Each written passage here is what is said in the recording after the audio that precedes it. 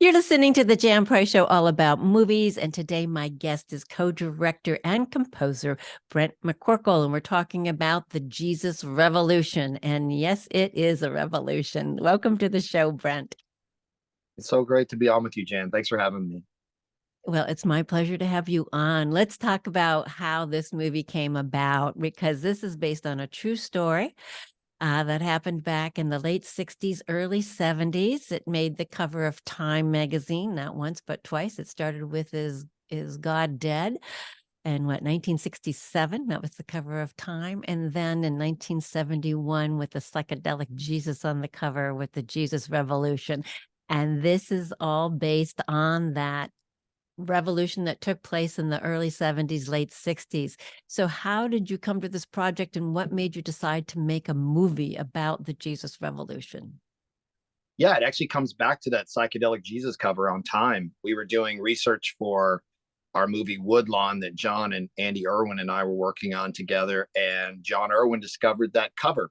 And he couldn't find the article online. It wasn't archived digitally on Time. And so he ended up ordering a collector's edition copy off of eBay for $150. And so Oh when it my showed goodness. up, Wow. yeah, I think we Easter egg that in the movie. I think that was John's actual copy of the film that we used because that's where it all started. But he opened up this magazine, he read it, and he came in the next morning to all of us and said, "Guys, this is our next movie. We have to do this." So that was 7 years ago. We ended up doing I Can Only Imagine, and then Lionsgate came on as a partner, and they wanted to do a few other titles before Jesus Revolution. So it went away for a minute. Then it was mounting back up with John Gunn as the director, and COVID hit and it fell apart again. And it was really far. Like they had their shooting schedule and they were already procuring like props and wardrobe and all kinds of stuff. And it fell apart. It was just really heartbreaking. The good news for me, though, is when it came around the third time, my schedule was available. So I jumped on with John Irwin to direct it with him. And so I'm selfishly happy that it fell apart a couple times because it allowed me to work on it and be a part of this really wonderful movie about love and acceptance. And I'm really grateful to be a part of this movie. Oh, it's a movie that we do need more now than ever, I think. And maybe the timing is even more perfect than it would have been before COVID. I feel like our country, as we all feel, I'm not the only one who feels it, is more divided than it's ever been, and in my memory, even though it was pretty divided back in the 60s and early 70s, but not like this. It was a different kind of division. And I'm hoping, we need more healing. And so this kind of movie can certainly help bring about the conversation again, perhaps, and bring about some healing of the diversity that we all are. I mean, we're all very unique and very different. And yet, as I said, the country, I've never felt this division before. And so hopefully this message of this film can, and hopefully the right people will see this movie, can start the conversation again about how do we begin to heal? How do we begin to accept one another with love and graciousness and forgiveness that is so deeply needed? And that's what this film is all about. So, yeah, I'm Yeah. glad you had to come back into it and co-direct it. We'll talk a little bit about that. But what are your thoughts about? I mean, when you were deciding to do this film, what were you hoping that the message would be, and how it might begin to start a conversation again? Yes. Well, my eyes are glassing over a little bit just hearing you talk because everything you just said is why I did the movie. I wanted this to be a movie for everyone. I wanted to bring healing and love to our country. Um, Religion, Christianity, the constructs built around it. It all can be whatever you want to build around Jesus. Like for me, if you look at Jesus and even Christianity, it's as far as world religions, I believe it mentions love more in its texts than any other world religion. And yet, oftentimes in society and culturally, it does not present that way. And so I took it on as a personal mission to say, what are the tenets of what Jesus was really about? And I think he was about compassion, empathy, going out to the person that felt marginalized and castigated out of society, going out to ethnic minorities and talking to people that he had no business culturally talking to, and yet those are the people he chose to be around. And so he inspires me daily to be on a bigger spiritual journey. And I just wanted to share some of my perspective on my faith in this film.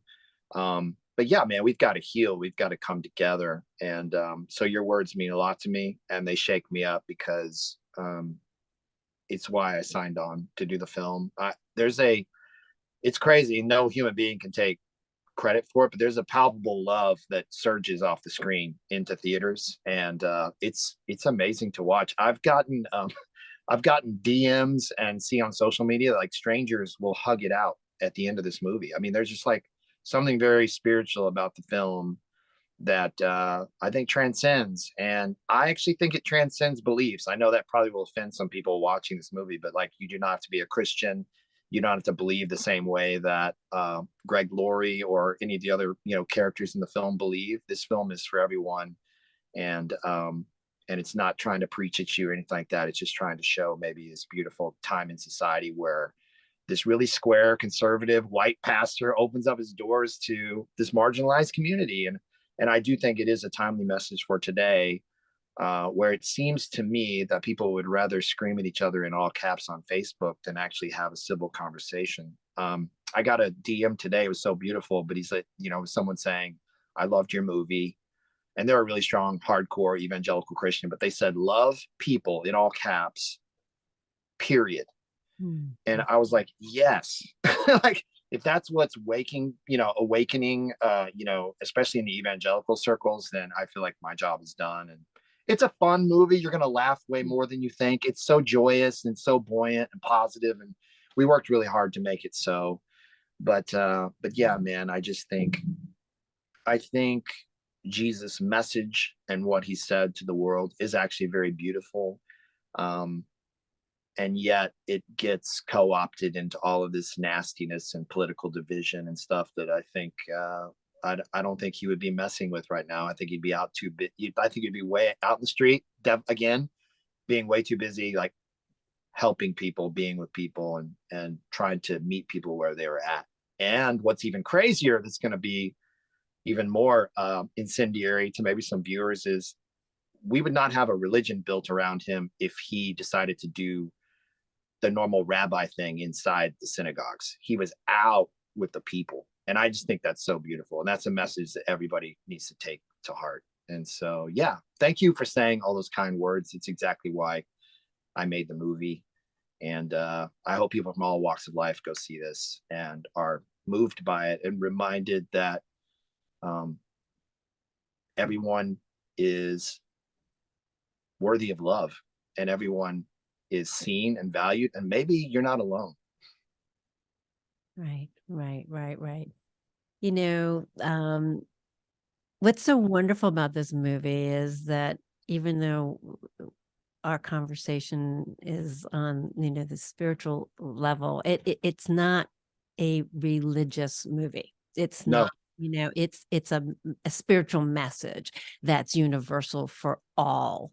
It's not about a particular religion or sect or anything, because when you go bottom line, it's bottom line, everything, when we boil it all down, it's just all about love. How do we come from this place of love? How do we continually try to do it? It's difficult at times when we're with difficult people and we're in difficult situations. And to kind of remember to get centered and take a deep breath and remember that you need to come from a place of love and not from anger and hate and fear, because that's the opposite of love, obviously. Right. And that's what is going on in our world, where it's got so much fear going on. There's, since the pandemic in particular, so many things have happened during the last few years that more people are more fearful than ever before, I believe. And that's what's creating this lack of love and understanding that we need. And that's why your message is so timely in this film, and that it's not hitting you over the head, because I don't want anybody to not go see it because I think it's a religious movie. It's a beautiful message movie. And it's the same with Everything Everywhere All at Once. When you watch that movie, bottom line, when you get to the end of it, it's about love and acceptance and just, loving whoever, the people that are in our lives and accepting them for who they are. And that's what this message is about in this movie also. That you are conjuring everything everywhere all at once into this conversation. Like, I'm gonna start crying again because that movie brought me to my knees, because I think in cinema it's probably one of the greatest, if you want to say Christian themed scenes. But to break out and actually overcome one of the obstacles, the protagonist actually has to find true love in her heart for an enemy. And I was like, okay, these filmmakers are saying, hey, love your enemies. And I was like, so blown away. I was so moved, and it's what we need. But oh man, I bawl like a baby through that movie. It's so beautiful. It's such a plea for kindness and compassion in our really hostile, angry, fearful world in which we live. So that you're bringing that film up with what I was trying to do. I mean, I hope it sweeps the Oscars, just for the message itself, just for the themes and how zany and crazy and amazingly brave the filmmaking was and the performances. Let's just talk about that movie for the rest of the interview. but no, I mean, just oh my goodness, that movie touched me in a spiritual way, and I do feel like I was definitely trying to tap into similar themes on my part of the filmmaking for sure.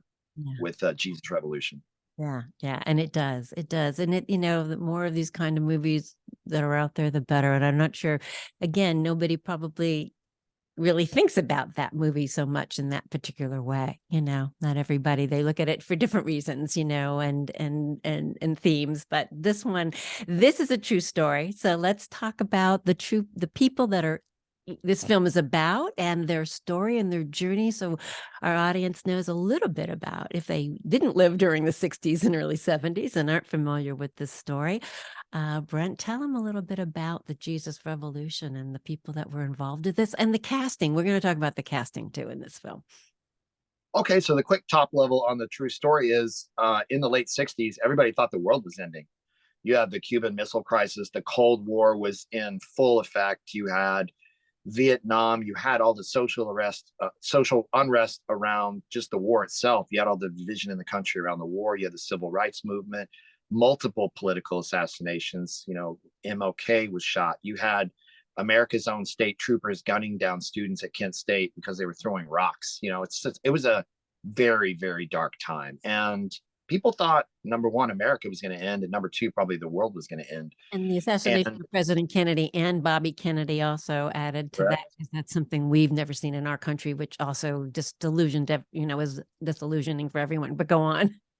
Yes, just a terrible time, and so much disillusionment.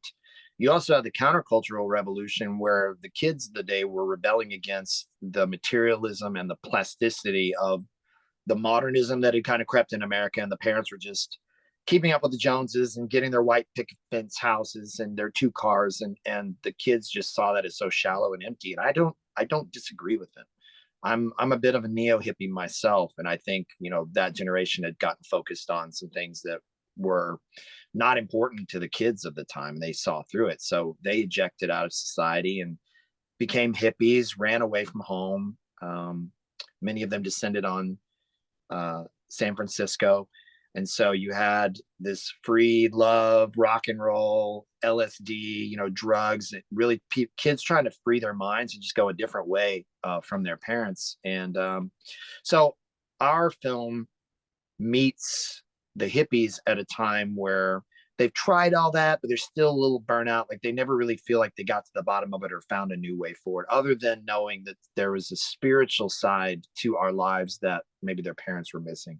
So there's this very conservative white pastor with an ailing church in Southern California, maybe with 20 members. And on a dare from a hippie-street preacher, he opens up his church to allow these hippies to come in, much to the chagrin of his church board and his deacons. And it caused a lot of conflict, but it also makes for some pretty fun shenanigans on film. And so the rest of the movie is about when Chuck Smith, a real pastor in Southern California, lets a real hippie street preacher, Lonnie Frisbee, into his church, and Lonnie starts bringing a bunch of hippies, and suddenly you have these very square legalist moralists, church people sitting next to hippies in this church, and the hippies brought in a lot of things that church needed, and the church gave this marginalized group of people a safe place of belonging, to start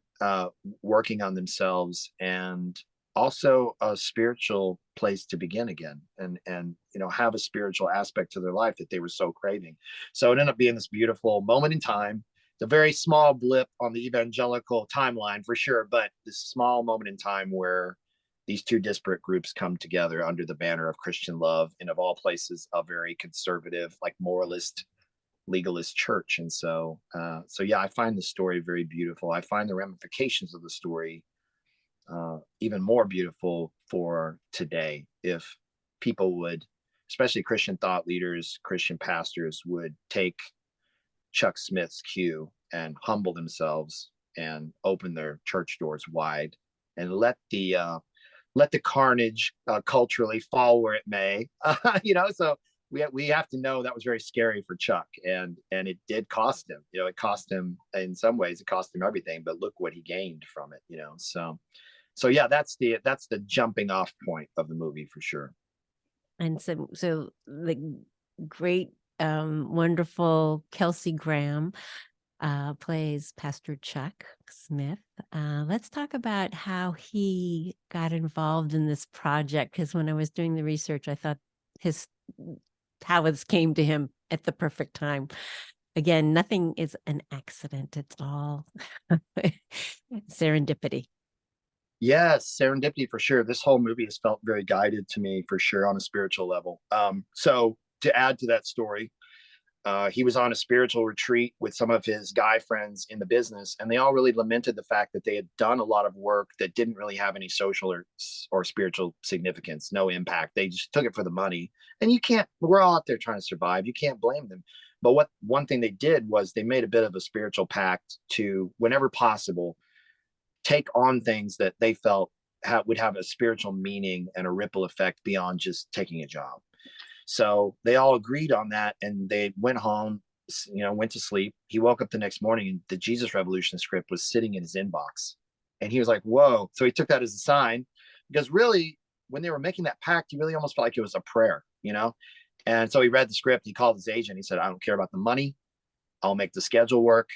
I want to do this. Just let's make it happen. And that never happens in Hollywood. It's like, okay, let's start negotiating. It was just like, I'm doing it, figure it out. And so the rest is history, as they say. And when you watch this movie, Kelsey's performance is worth the price of admission. I've never seen him do anything like this. It's the best thing he's ever done. It's an award-winning performance. And every one of those tears, every time you see glass in his eyes, he is showing up on set in this most transparent, vulnerable way that I will never be able to shake for the rest of my life. It was powerful. I felt almost at times as just more of an observer, just watching this beauty happening. But we inherited him in this beautifully open spiritual place. And if you watch some of the press that he's doing, he's just a beautiful human being. He's gone through a lot. He's walked a much deeper valley than me, and yet he carries more peace in his life. I will tell off on myself. I'm not as peaceful as he is. And in between takes, I'd find myself like, he'd go sit on a church pew or whatever and just kind of wait for the next take. And I would go over there and be with him, because man, he carries this beautiful tranquility and peace on him. And he's just walking a deeper spiritual walk than me. And I felt my heart reaching out to him for mentorship, so yeah, just beautiful what he did. Watch, even if the content or the subject matter doesn't interest you, just go watch it for Kelsey, because it's worth the money. I mean, it's just an amazing portrayal what he did in this film. No, what a beautiful, I needed to hear that message you just said all about Kelsey for sure. I think, there's something about getting older and having weathered storms, and then you get to a certain place in your life where what you value. Too many people are still valuing, money. It's all about money, follow the money. And it's gotten worse with social media and everything else. But I think when you come right down to it, I said, everyone, my peace of mind is the most important thing to me. I must have peace. And when you get older, that just becomes the most valuable thing that you can have, is staying in that place of being centered in peace. And it's not easy. It's not easy to be there all the time at all, because, the waves of life come up against you. And as I said earlier, it's just going back and trying to remember that's the value of wanting to come from that place. And it sounds like Kelsey is finding that. And that's so beautiful. So beautiful. And it does come out in this performance. He is wonderful. It is, I think, the best thing I've seen him do also. I agree with you wholeheartedly. And he's done so many amazing things through the years. But this one in particular, he shines in this film. He comes across with that. And so does the whole cast. It's a great cast. Let's talk about, Lonnie Frisbee, the young hippie who, espouses this love and compassion. He was a flawed man, and I love the fact that you showed that, in this, and he was in real life. Let's talk a little bit about him. Yes, amazing story. If any of, probably the loudest flack I'm getting, and it is absolutely true, but they're like, man, you guys should have just done a movie about Lonnie. I mean, you could do a 10-hour limited series on Lonnie and run out of time. Just a fascinating human being. He was a true hippie, Haight Ashbury, dropping LSD in the mountains. Had a crazy, almost like out of body experience where Jesus appeared to him, and he immediately came down in the streets and just became the street preacher. Had no idea what he was talking about, just blabbering on and on. And some of the stuff he said was really crazy and, and messed up. But what was so beautiful was there was some Christian ministries there in the Haight, and they took him in this coffee shop, and they just kind of started spending time with him. And he, at that point, when he sobered up and stopped doing drugs, he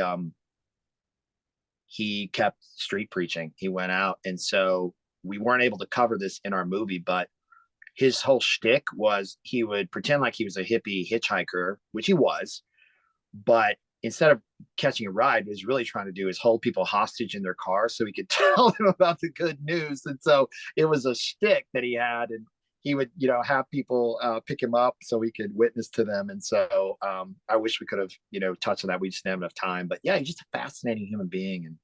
And he was definitely rough around the edges, definitely a controversial figure, and people have very strong opinions of him. And I've actually been really moved to see some of his friends who really knew him, which I didn't. I just want to say, but see some of his close friends come out and say, Lonnie was a beautiful human being, and I loved him. And how about this? How about we all have flaws and we all have problems?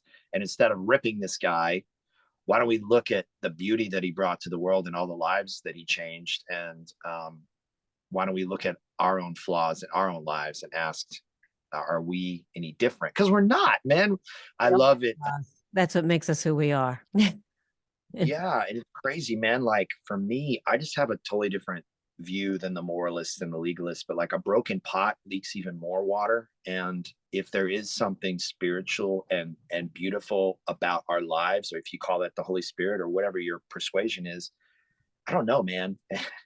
I don't really see how you can criticize his life, because if you do espouse biblical views, some of the heroes of the Bible are like very messed up human beings. And I think that's another beautiful theme that my co-director John Irwin was really trying to bring out and bring back to the church, is like, yeah, are you trying to disqualify people because they have rough edges? Because that's, number one, that's not biblical. Number two, that's just a terrible way to live or view humanity or view your own life. Because at some point, man, if you're going to throw rocks at glass houses and you live in one yourself, and so I actually like how Jesus handled all that too, with the stoning of the woman. And it seemed like everybody was really excited to stone people back then. And he's like, yeah, guys, maybe you should look at your own lives and focus more on that. And so anyway, yes, thank you for asking about him.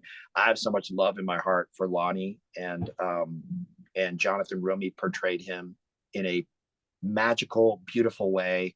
so incredible. And if Jonathan was on and you got him talking about Lonnie, he would cry. He'd probably have to stop the interview. He loves Lonnie so much. And so I really do hope that people fall in love with him and get in touch with their own flaws instead of wanting to talk about his all the time. It's like, yeah, okay, he had flaws. So what? He's a human being. Brent, So I am I. wish I could talk to you some more. Unfortunately, our time is up. I could go on and on and on and on and continue this conversation. It's so heartwarming and deep, and I love it. And let's just tell the audience where they can see the Jesus Revolution. Yes, Jesus Revolution went wide February 24th. It's in theaters everywhere. It's in your city. We're going into the second weekend. It's a Lionsgate film, and they really gave us a lot of love on this release. And you can find it everywhere in North America, even in Canada. And we're talking about international releases down the road. So we're really excited about that. And thank you so much for having me on. And it just warms my heart that you caught the themes that I was really, really fighting for in this film. It means a lot to me. And thanks for having me. It's a wonderful movie with a wonderful message, and you did a beautiful job. And I look forward to having you back on the show with your next movie. And I wish you much success with this one. Thank you, Jan. Thank you.